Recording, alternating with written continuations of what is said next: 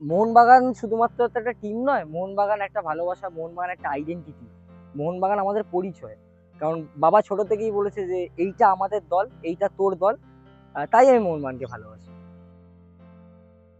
তাহলে আমার এমবিসিতে জয়েন করার ইচ্ছেটা এমবিসির একটা স্পেসিফিক টিপো থেকে হয়, যেটা মোহনবাগান ভার্সেস ইস্ট বেঙ্গল ম্যাচে থাকে। ওই মোহনবাগানের সিংহটা ইস্ট বেঙ্গল একটা কুকুরকে ধরে থাকে, অ্যান্ড লেখা থাকে যে not every dog cannot be a lion. তো তারপর আমি অ্যাকচুয়ালি 2023 থেকে জয়েন করি এমবিসিতে। এমবিসির প্রতিটি গ্যালারি অ্যাক্টিভিটি থেকে শুরু করে টিপোজ, আর্টওয়ার্ক, কালচার, কটেও, এভরিথিং, মানে প্রতিটা জিনিস খুব ইন্সপায়ারিং, প্রতিটা জিনিস খুব motivating, not just for the fans, not just for the followers who love Mohun Bagan, but the players who play in the ground.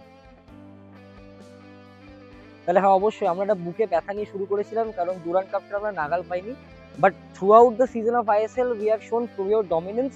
সেটা হাইয়েস্ট গোল স্কোরিং হোক, বা highest level of clean sheet হোক, বা highest time in the match played বলো, আমাদের তো ডিফেন্ডাররা পর্যন্ত goal scoring এর নাম তুলেছে, গোল স্কোরিং স্কিলের নাম তুলেছে। অবশ্যই we are the proven champions of India back to back for 2 times. এবার শুধু কাপটা ঘরে আনাবার। That's it. For Bangalore and Bangalore fans, a small message to you guys, in ISL ই সালা কাপ নাম দে, কাপটা মোহনবাগানের ঘরেই আসছে। জয় মোহনবাগান।